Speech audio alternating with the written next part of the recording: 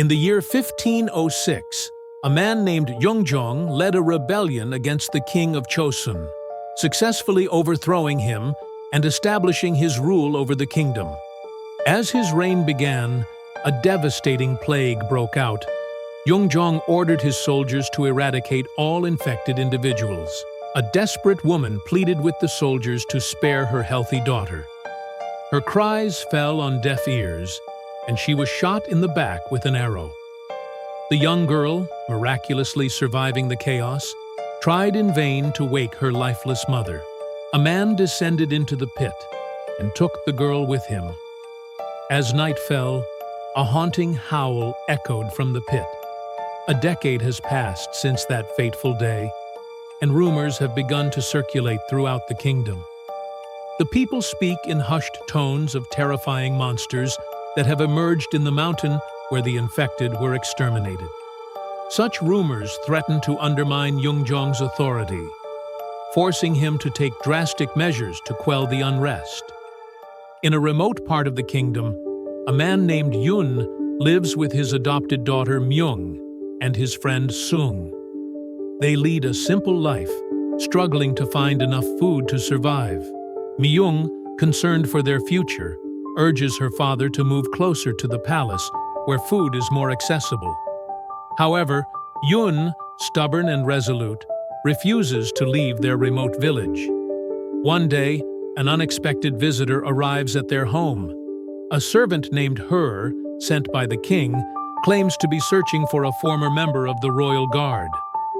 Myung, unaware of her father's past, is confused, as she believes him to be an ordinary peasant. During the tense encounter, Myung nearly shoots Her with an arrow, but a spark of romance ignites between them instead. The truth soon comes to light. Yun and Sung were once the king's finest guards. Despite Her's pleas, Yun has no desire to return to his former life. However, the situation escalates when King Jeongjong himself arrives at Yun's home, recalling the events of 10 years ago. It is revealed that after the massacre in the pit, Yun had brought the young girl, Myung, to the palace, showing everyone that she was not infected. He was horrified by the king's cruelty and openly expressed his disappointment. Believing that the plague was no longer a threat, Yun accused the king of senselessly slaughtering his own people. In response, the king's guards drew their swords, but Sung bravely defended his friend. Despite this, the king decided to spare them, banishing Yun, Sung, and the little girl from the capital. Now, faced with a new threat, the king asks Yun to once again take up arms and defend the kingdom. He speaks of a monstrous creature that is ravaging the land, spreading disease and tearing apart civilians.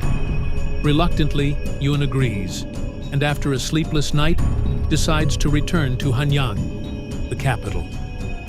Meanwhile, shamans perform a ritual by the river, hoping to rid the land of the beast. Their efforts are in vain, as they are brutally attacked. Upon arriving in Hanyang, Yun and his companions are shocked to see the once prosperous capital in ruins. The city has fallen into disrepair, and the people are struggling to survive. They find Her and investigate the site of the recent attack, discovering the mutilated bodies of the shamans and traders. Yun notices strange marks on their ankles, leading him to suspect foul play. The young witness, though not afraid, describes something unusual, but refuses to admit fear. Determined to uncover the truth, Yun and Sung follow the girl, who leads them to a man in hooded clothing.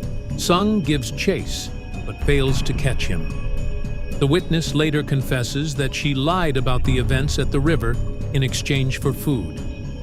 The monster, she believes, is real, but she has not seen it herself. Another attack soon occurs in the mountains, where Yun and Sung find knife marks and strange blisters on the victims' bodies. They also discover a body pinned high in a tree, something no human could have done.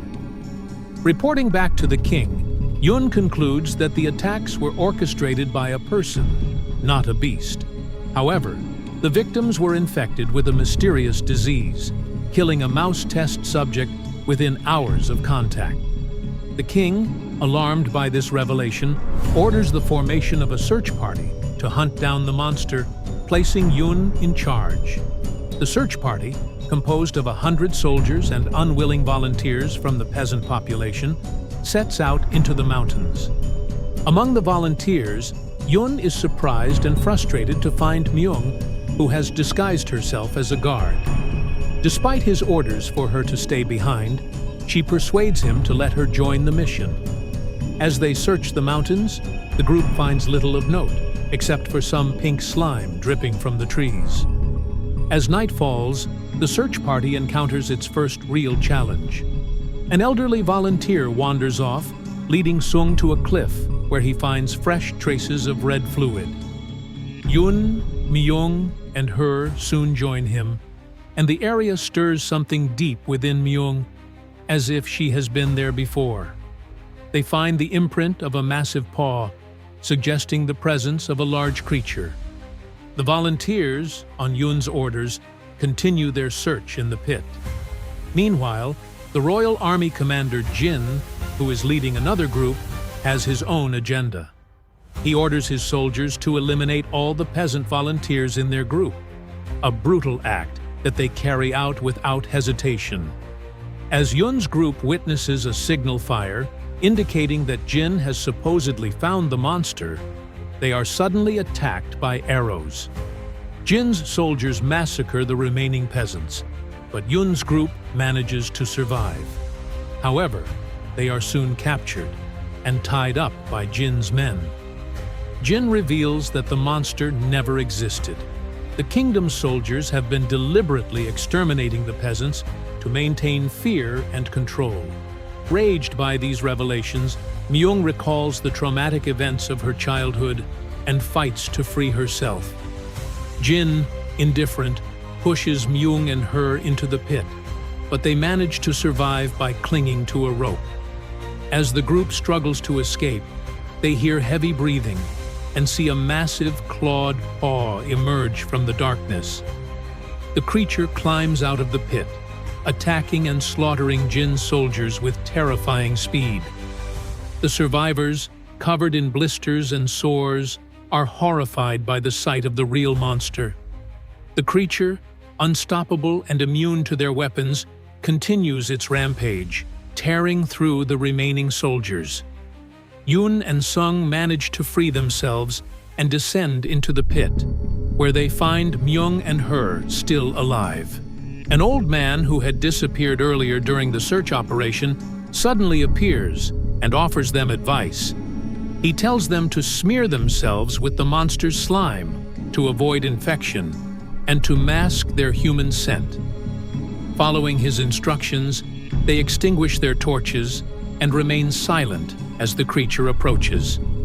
The monster, unable to see well but sensitive to sound and movement, gets close to Myung but does not detect them.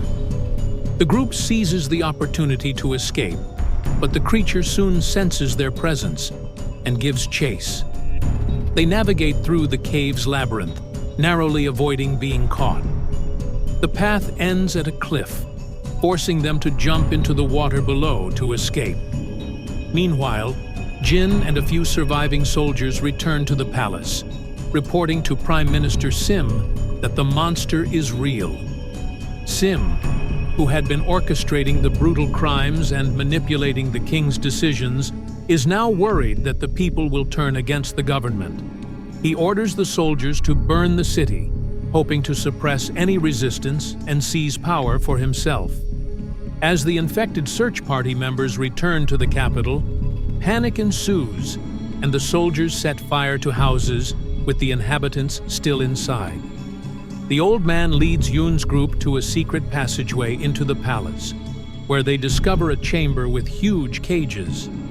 The old man reveals that the former king of Chosun had a fascination with monsters and kept them in the castle. The servant, who had cared for these creatures, helped one of them escape when Yungjong ordered their extermination. That creature, now a ruthless monster, is the very beast terrorizing the kingdom. The creature enters the secret passage, and the old man sacrifices himself to distract it, allowing Yun and the others to escape. The monster, however, quickly breaks free and resumes its pursuit. Prime Minister Sim addresses the people, pretending to be their savior, while secretly planning to solidify his power. Meanwhile, Yun's team reaches the king's chambers, informing him that the monster is real and was bred within the castle walls. Sim, arriving with his guards, seizes power, injures the king, and orders the execution of Yun and his companions. But before the order is carried out, the creature bursts into the palace, throwing everyone into chaos. In the chaos, Sim is mortally wounded, and Yun's group attempts to lead the creature away from the people. It recognizes Myung, who had cared for it when it was a baby, and hesitates in its attack. Taking advantage of the moment, Yun manages to injure the creature with a powerful strike, driving it into a rage. The creature, now weakened, flees the palace, and the group chases it to the edge of the city. In a final confrontation, Yun and Myung deliver the killing blow, ending the monster's reign of terror. King Jungjong, though severely injured, vows to rebuild the kingdom and restore peace. Yun, Myung, and Sung decide to return to their village, having fulfilled their duty.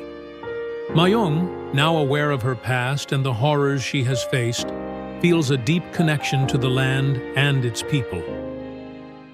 If you enjoy it, click and subscribe and watch the next video.